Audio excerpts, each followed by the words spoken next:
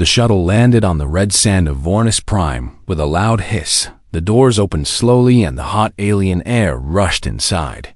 Emily Parks stood at the entrance and looked at the massive arena before her. She was a lieutenant in the United Earth Defense Force, and she had traveled 3 days through space to reach this place. The arena was huge. It could hold 12,000 aliens, and today every seat was full. Strange creatures from dozens of worlds had come to watch. They had never seen a human before. When Emily stepped out of the shuttle, the entire crowd went silent. She was small compared to most species in the galaxy. She barely reached the chest of the guards who stood nearby. Her dark hair was pulled back tight, and her military uniform was clean and pressed. But there was something in her eyes that made the guards step backward. They saw something dangerous there, something that many species had learned to fear. It was human determination. High above the arena floor there was a throne made of black stone. Warlord Thrakos the Inevitable sat upon it and watched Emily walk across the sand. His body was like a giant snake covered in scales that shined like metal. He had ruled the Vornisian Dominion for 300 years. In all that time, no species had ever challenged his claim to the Kepler mining colonies. Then the humans Thrakos watched this small female human walk toward the center of the arena. He found it amusing. His tail coiled and uncoiled with pleasure as he spoke. "You send one female to negotiate with me." His voice boomed through the arena. Every alien heard his words through translation devices in their ears. "Your species insults the Dominion." Emily stopped walking. She stood alone in the middle of the red sand and looked up at the warlord. She did not look afraid. She did not look nervous. Her voice was calm and clear when she answered Earth does not negotiate with slavers. I am here to end this. The crowd exploded with angry shouts and hisses. Thrakos raised one clawed hand, and everyone went quiet again. He leaned forward on his throne and studied this strange little creature. "Then we will settle this the Vornisian way," he said. "Combat. Your champion will fight my champion. When your champion dies, Earth will give up all claims to the Kepler system forever." Emily felt her wrist communicator vibrate. She looked down and saw the face of Captain David Kim. Her commanding officer was watching from the ship in orbit. His face was tight with worry. "Lieutenant, we can send a combat team down there. You do not have to do this alone." Emily looked at the screen for a moment. She thought about the people back on Earth. She thought about the colonists in the Kepler system who lived in fear of Varnisian slavers. She thought about her grandmother who had survived terrible things and never gave up. "With respect, sir," she said. "I volunteer." The communicator went silent. Captain Kim stared at her through the screen. He wanted to argue. He wanted to order her to stand down, but he saw the look in her eyes. He had seen that look before in soldiers who had made up their minds. The crowd began to whisper. Aliens turned to each other and asked questions. No champion had ever volunteered to fight the battle serpent. They were always forced or tricked or paid huge amounts of money. But this human female had chosen to fight Thrakos. Laughed. The sound was cold and cruel. "You volunteered to die, little human. Very well. Tomorrow at dawn you will face my champion. The battle serpent of Vornis has killed warriors from 37 species. You will be number 38. Emily did not react to his words. She simply nodded and turned to walk back to the shuttle.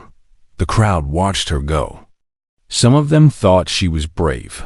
Others thought she was stupid. Most thought she would be dead by tomorrow night back on the shuttle. Emily sat down heavily in a chair. Her hands were shaking just a little bit. She had hidden her fear well in the arena, but now it came rushing back. The battle serpent was a legendary creature. Stories of its kills had spread across the galaxy. Dr. Michael Lee rushed over to her. He was the team's xenobiologist, and his job was to study alien life. He had spent the whole journey researching the battle serpent. His face was pale. "Emily, do you know what you just did? That thing has never lost a fight. It is 20 feet long with armor that can stop plasma weapons. Its venom can melt flesh in seconds. Emily looked at him. I know, then why did you volunteer? She was quiet for a moment. She looked out the window at the alien sky. The stars were different here, but they were still stars, just like the ones she had grown up watching from her bedroom window in Ohio. My grandmother, she said finally. She survived the solar collapse of 2089. Do you know that story? Michael shook his head. The city fell apart in 3 days. Emily continued. Riots and fires and chaos everywhere. My grandmother was 22 years old. She had 2 small children, my mother and my uncle. She walked 40 miles through all of that horror. She carried both children on her back when they got too tired to walk. Michael sat down across from her listening. When I was little, Emily said she used to tell me that story over and over. She would hold my hands and look into my eyes and say that size does not win fights, spirit does. She said humans did not survive by being the biggest or the strongest. We survived by being the most stubborn creatures on Earth. We simply refused to quit. Emily stood up and walked to the window. Tomorrow, I'm going to show this entire galaxy what that means. The shuttle lifted off and flew back to the main ship in orbit. Below them, the arena sat empty. Now the aliens had gone home to sleep and dream about the fight they would see tomorrow. They expected blood and death and the screams of another defeated champion. They had no idea what was coming on the ship. Emily could not sleep. She went to the training room and practiced with her knife. She ran through combat moves until her muscles burned. Then she ran through them again. She thought about the Serpent and how it moved. She had watched every recording of its previous fights. She knew its patterns. She knew its weaknesses, but she also knew that knowing and doing were very different things. Captain Kim found her there at midnight. He stood in the doorway and watched her train for a while. You could still back out, he said. No one would blame you. Emily stopped. She was breathing hard and sweat dripped from her face. She turned to look at her captain. Those colonists in the Kepler system, she said. They have children. Sir, they have families. The Vornisians take them as slaves. They work them to death. In the mines, she shook her head. I'm not backing out. Kim nodded slowly. He had known she would say that. Then when he said, simply, that is an order. Lieutenant Emily almost smiled. Yes, sir. Kim left, and Emily went back to training. She would train until train. Her body could not move anymore. Then she would rest for a few hours. Then she would wake up and face a monster somewhere. In the arena, the battle serpent was sleeping too. It dreamed of blood and victory. It had never known fear. It had never felt pain that it could not overcome. It was the perfect killing machine created by Vornisian science to be unstoppable. It did not know that tomorrow it would meet something even more unstoppable. It would meet human stubbornness, and for the first time in its existence, it would learn what fear felt like. The sun rose over Vornis Prime and painted the sky in colors of purple and gold. Emily Park stood in the fighter's pit beneath the arena floor. She stretched her arms and legs slowly. Her muscles were sore from training all night. The gravity on this planet was stronger than Earth, and it made every movement harder.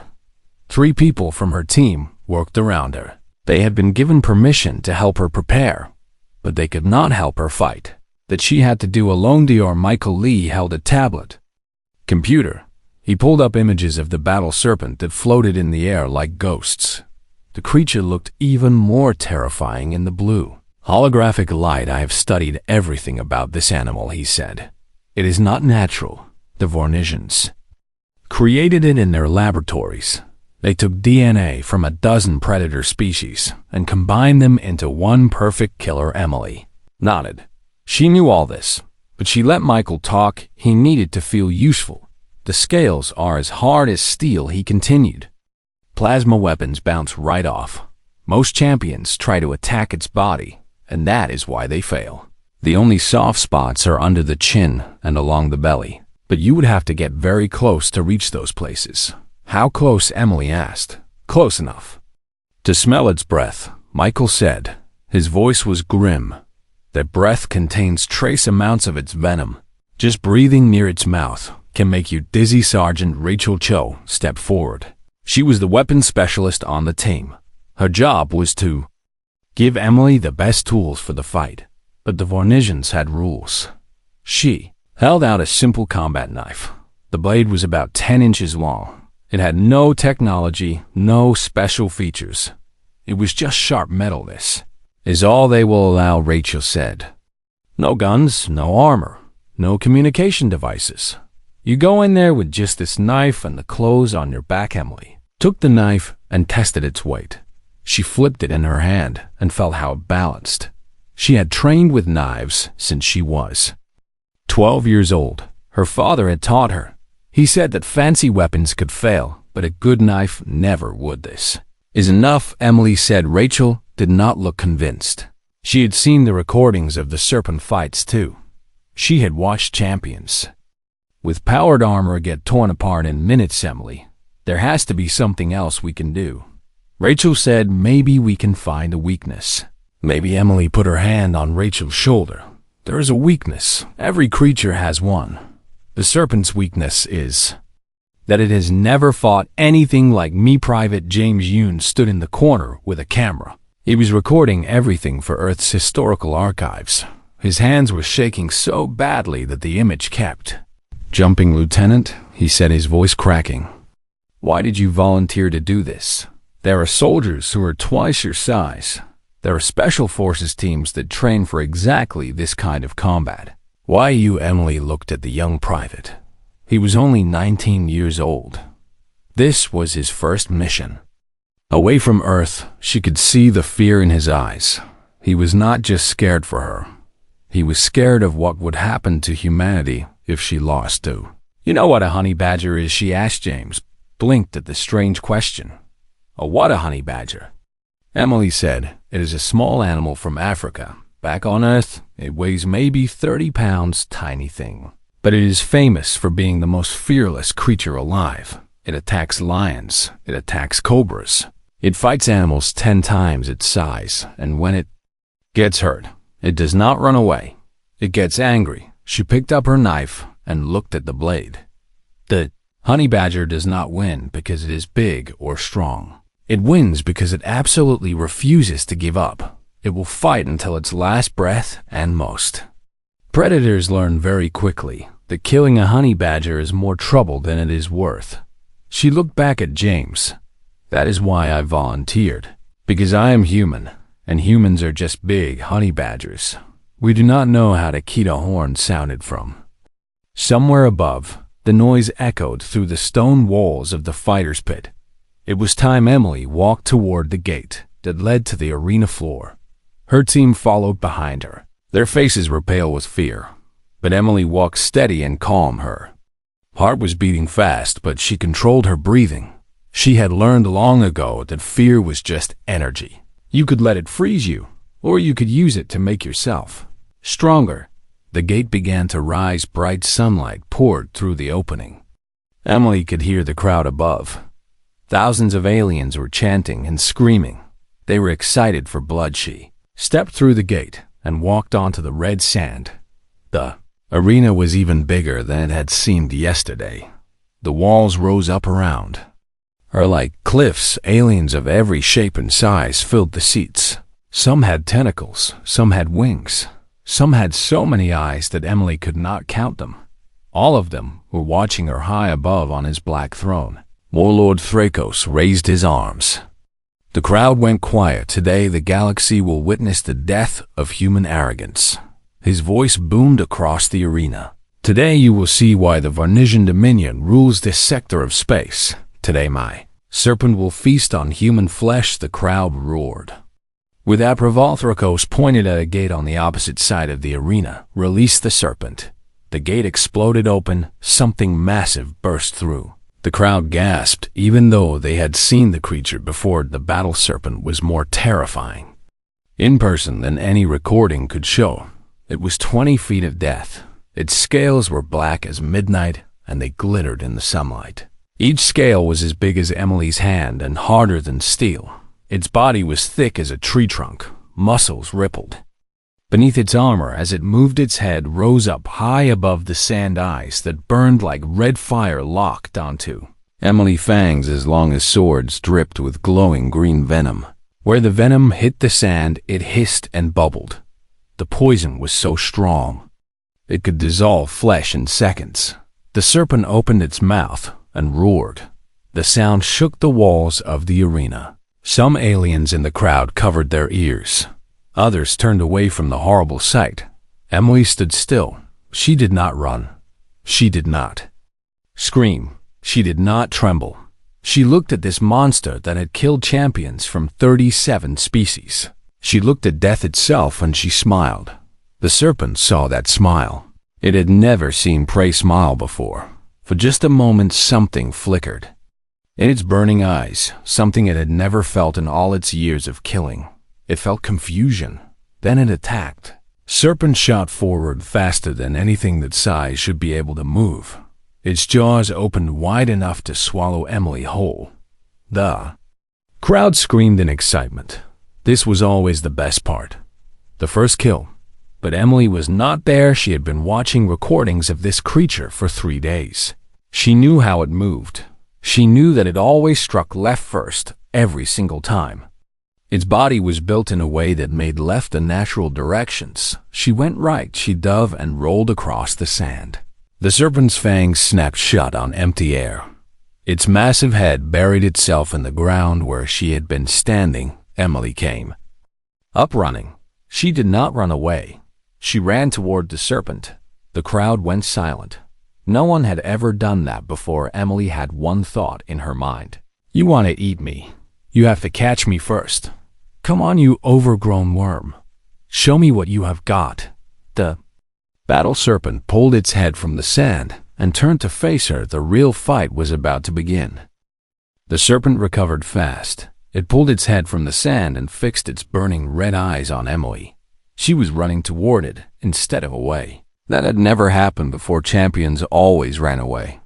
They always tried to escape, and they always failed. Emily ran in a wide circle around the creature. She was not attacking yet. She was testing. She wanted to see how fast it could turn. That massive body was powerful, but it was also heavy. Turning would take time and effort. The serpent lunged.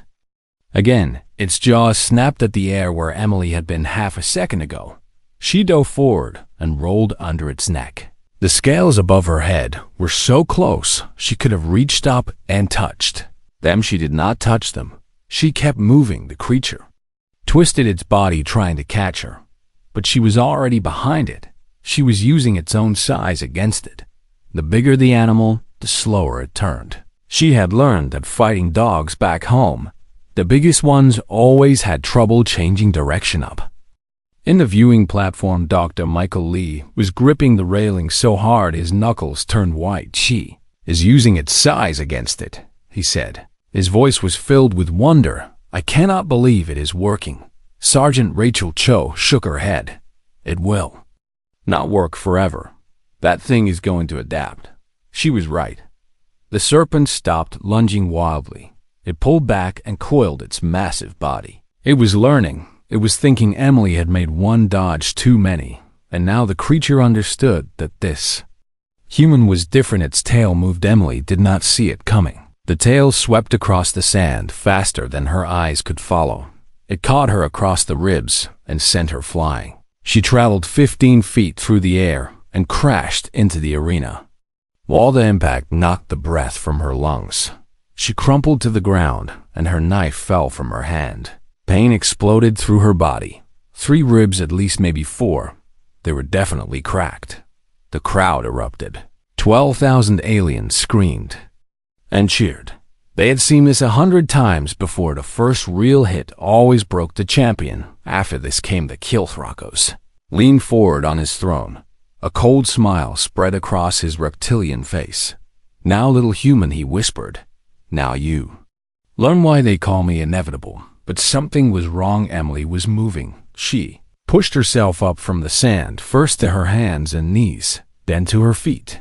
Her uniform was torn. Blood ran down from a cut on her forehead. One arm hung strange where her shoulder might have come loose, but she was standing. The crowd went quiet. Some of them had never seen anyone get up after a hit like that. The serpent's tail had broken the spines of creatures much larger than this human. How was she still alive? Emily looked up at the serpent. Her eyes were different now the calm was gone. Something else had taken its place. Something wild and fierce and utterly unafraid on Earth. She called out, her voice loud enough for every translator in the arena to hear. We have an animal called the honey badger. The serpent watched her, not attacking yet. It seemed confused by this prey that would not stay down. The honey badger is tiny, Emily continued, weighing only 30 pounds. But it fights lions. It fights cobras. It attacks animals that should kill it easily. And when it gets bitten and clawed and stung, it does not run away. She spat blood onto the red sand. It just keeps coming. It does not know how to quit. Neither do I. She picked up her knife and faced the monster the serpent struck. This time Emily did not dodge completely. She could not. Her body was too damaged to move that fast. Instead, she ducked low and twisted to the side. The massive jaws missed her head, but the edge of one fang sliced across her shoulder. She ignored the pain. As the serpent's head passed over her, she drove her knife upward. She aimed for the soft tissue under its jaw, right where Michael had told her to strike. The blade sank deep into flesh. The serpent screamed. The sound was horrible. It was so loud the translation devices throughout the arena shattered. Aliens grabbed their heads and fell to their knees. Some of them fainted. The creature had never felt real pain before. It had never been wounded like this. It thrashed wildly. Its massive body whipped back and forth. Emily was thrown across the arena again. She hit the sand hard and rolled. But she forced herself to keep moving, to keep going, to not stop. When she stood up this time, she was limping. Her left leg was not working right. Probably a torn muscle, maybe worse. She could barely put weight on it, and her knife was gone. It was still buried in the serpent's jaw. The creature was shaking its head, trying to dislodge the blade. Green venom and black blood dripped from the wound and burned holes in the sand up on his throne. Threkos had stopped smiling. He was gripping the arms of his seat so hard that the stone was cracking under his claws. Impossible, he whispered. No one has ever wounded the serpent like that. And the viewing platform, Rachel's voice was raw from screaming. She has no weapon. Michael, we have to do something on her communicator. Captain Kim's face appeared. He was watching from orbit. His eyes were wet with tears now. He said, "She ordered us not to interfere.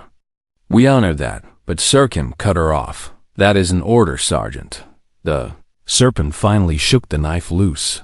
The blade flew across the arena and landed in the sand far from Emily. The creature turned to face her. Its red eyes were different now. There was anger, yes, but there was also something it had never felt in all its years of killing. Fear. This tiny human had heard it. No one had ever heard it before. Its handlers had told it that it was invincible. They had told it that nothing could stop it. But this human, this female, this impossible creature had stuck a knife in its face. The serpent became careful. It began to circle Emily slowly. Its tongue flickered out, tasting the air. It could smell her blood. There was a lot of it. She was bleeding. From a dozen wounds, she was barely able to stand. How was she still alive? Emily watched the serpent circle her. She had no weapon. Her body was broken. Every breath sent fire through her cracked ribs. The venom from its fang had entered her bloodstream. Through the cut on her shoulder, she could feel it burning, spreading, making her dizzy. None of that mattered. She raised her fists like a boxer. Her hands were small compared to the monster before her. The idea of fighting this thing with bare fists was insane. It was stupid. It was impossible. It was perfectly human. "Come on," Emily growled through bloody teeth. "You want to kill me? Then do it. Stop circling and finish this. Come on, you coward." The serpent did not understand her words, but it understood her tone. It understood the challenge. It understood that this tiny creature was not surrendering. Something snapped inside the serpent's mind. It lunged with all its speed and power. Its jaws opened wide enough to swallow her Hold this time. There would be no dodge, no trick, no escape. This time the human would die. Emily did not run. She ran into the mouth of death itself. The galaxy would remember what happened next. For 1,000 years, military academies on 100 worlds would study it. Scientists would analyze it frame by frame. Poets would write about it for generations, but no one who watched it that day could explain how it was possible. The serpent lunged, its massive jaws opened wide enough to swallow a ground vehicle. Every fang was longer than Emily's arm. Venom dripped from each one, glowing green and deadly. The creature moved faster than anything that Sci should be able to move. Emily ran straight toward it. At the last possible moment, she dropped. She slid across the sand on her back, passing directly beneath the serpent's jaw. The fangs closed on empty air, inches above her face. She could feel the wind of them passing. She could smell the venom burning her nostrils as she slid. She reached up. Her first strike had damaged one of the scales under the serpent's jaw. The scale was loose, hanging by a thread of tissue. Emily grabbed it and ripped it free. The edge was sharp as broken glass. It cut her palm open, but she did not let go. She rolled and came up behind the serpent's head. Before it could turn, she slashed 3 times across its underbelly, right where Michael had said the armor was weakest. Black blood sprayed across the sand. The serpent screamed again. It coiled its massive body, trying to crush her. The walls of muscle closed in from every side. Emily should have been flattened. She should have been ground into paste, but she was climbing. She grabbed the edge of a wound and pulled herself up. She used her own blood to grip the slippery scales. Her torn fingers found cracks and holes where her attacks had damaged the armor. She climbed the serpent like it was a living mountain. The creature went insane. It thrashed, it rolled, it slammed its body against the arena walls.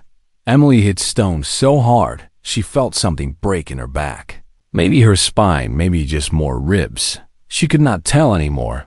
The pain was everywhere. She was drowning in it. She did not let go.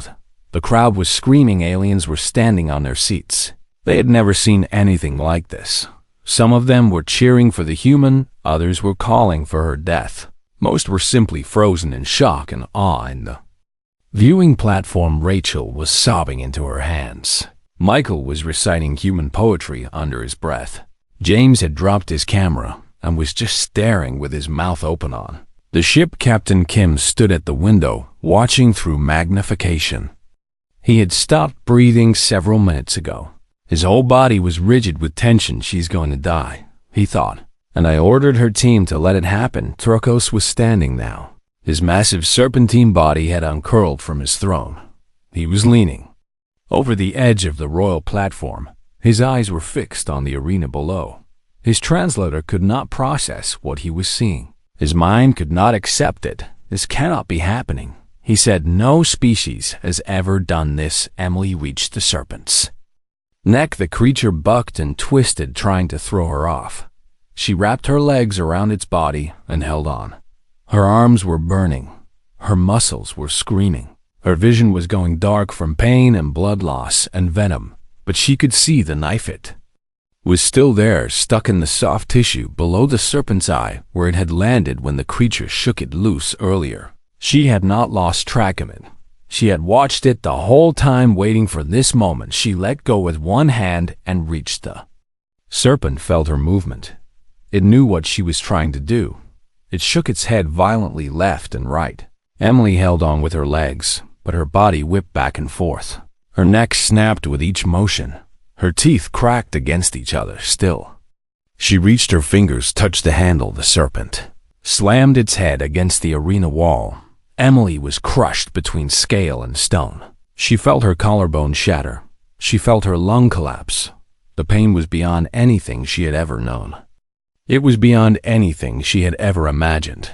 Her fingers closed around the knife with every last drop of strength in her broken body. Emily Park ripped the blade free and drove it into the serpent's eye. She screamed as she did it, a raw animal sound.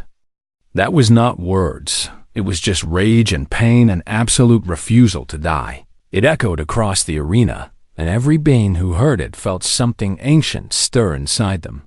The knife sank deep.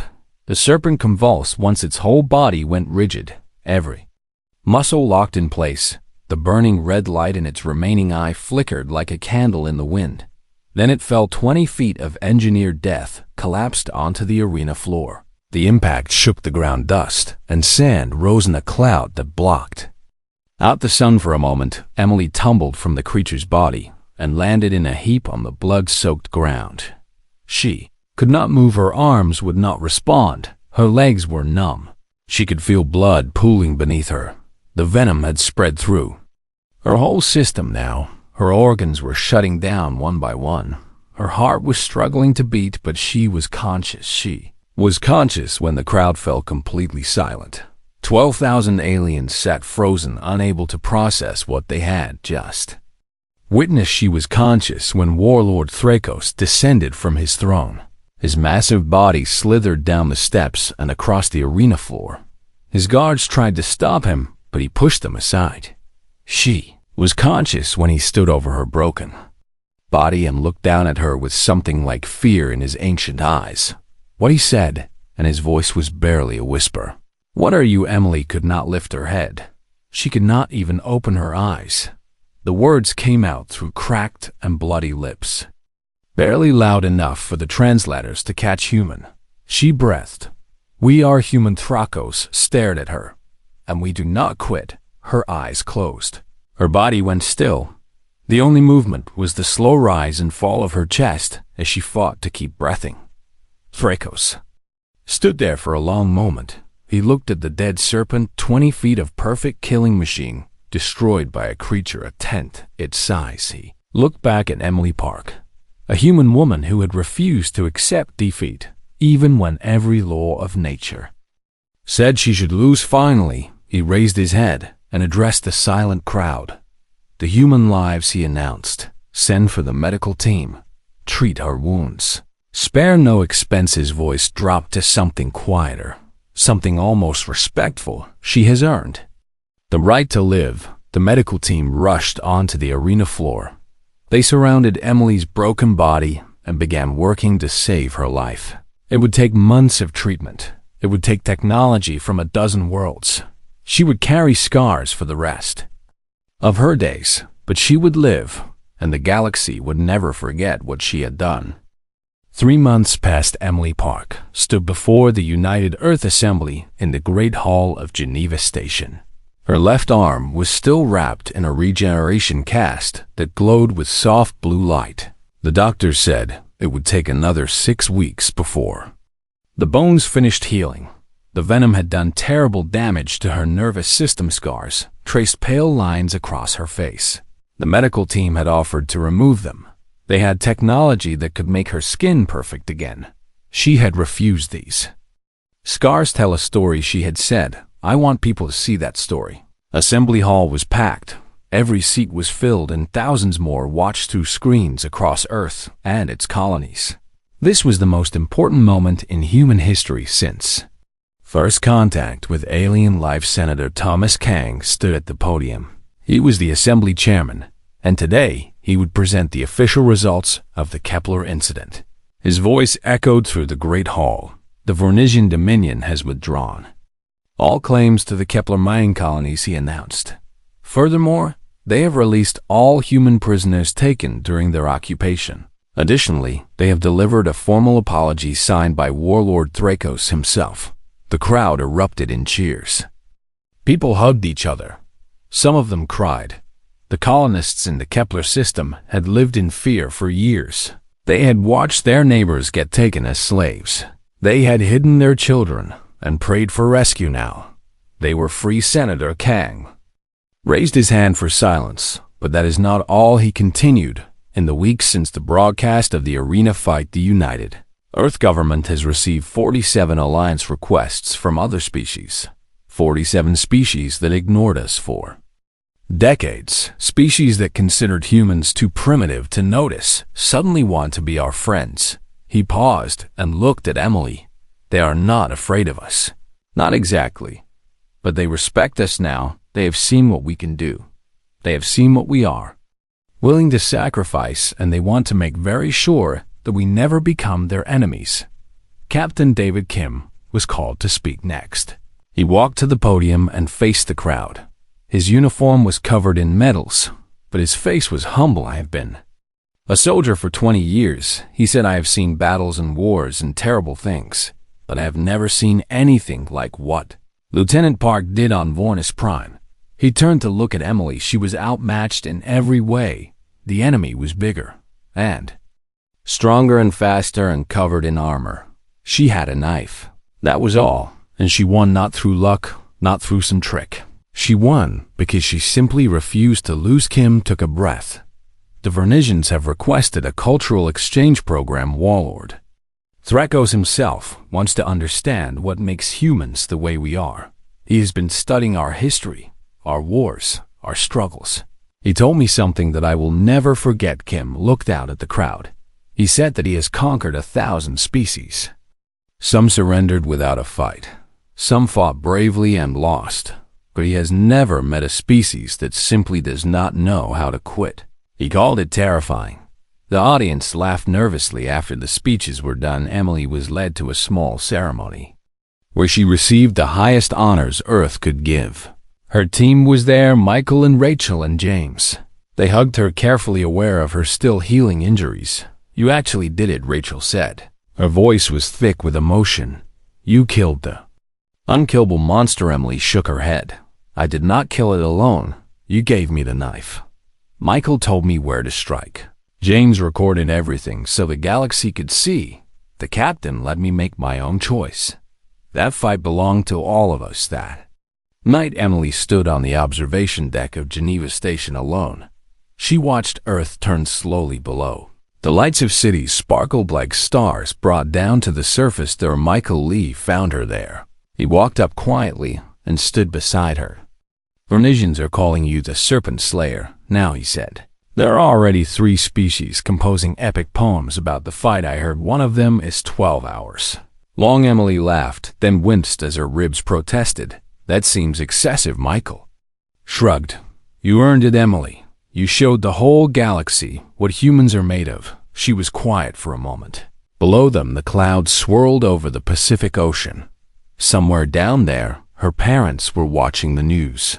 Her mother had called earlier, crying so hard she could barely speak. Her father had just said he was proud. "That was enough. I just did what any human would do," Emily said finally. Michael looked at her. "That is exactly what terrifies them." She considered that she thought about her grandmother walking through chaos with 2 children on her back. She thought about all the humans throughout history who had faced impossible odds and refused to surrender. "Good," she said finally. "Let them remember. Let the whole galaxy remember. When they think about threatening Earth, about enslaving our colonies, about testing our resolve, let them remember what happened on Vornis Prime." She touched the scars on her face. "Let them remember that we walked out of caves and learned to make fire. Let them remember that we survived ice ages and plagues and wars against ourselves. Let them remember that we crossed an ocean of stars just because we wanted to see what was out there." She turned to face Michael. Her eyes were bright in the starlight. "And let them remember that we do not know how to quit. We never have. We never will. That is what it means to be human." Michael nodded slowly. He had studied alien biology his whole life. He had always thought that humans were just another species among millions. But standing here now looking at the woman who had killed a monster with nothing but a knife and stubbornness, he understood something new. Humans were different. Not better, not worse. Just different in a way that the galaxy was only beginning to understand. Far away on Vornis Prime, Warlord Thrakos sat in his throne room alone. The arena had been cleaned. The serpent's body had been removed, but the blood stains on the sand remained. He had ordered them left as a reminder. He held a small device in his clawed hand. It showed recordings of human history, wars and famines and disasters, humans dying by the millions and then getting back up, building again, fighting again, never ever giving up. The warlord who had conquered 1,000 worlds felt something he had not felt in 300 years in certainty. These humans, he thought, what will they become in 100 years? In 1,000? They are so young, so primitive, so fragile. And yet he looked at the frozen image of Emily Parks standing alone in the arena, facing down his greatest weapon. And yet they are already more dangerous than anything I have ever seen. He turned off the device and stared into the darkness of his throne room. I am glad, he said to himself, that they chose to be friends, because he knew now what would happen if humanity ever became an enemy. They would not stop, they would not surrender, they would not negotiate, they would keep coming and coming and coming until either they won or the stars themselves burned out. That was the lesson of Vornis Prime. That was the truth the galaxy would never forget. Humanity does not know how to quit.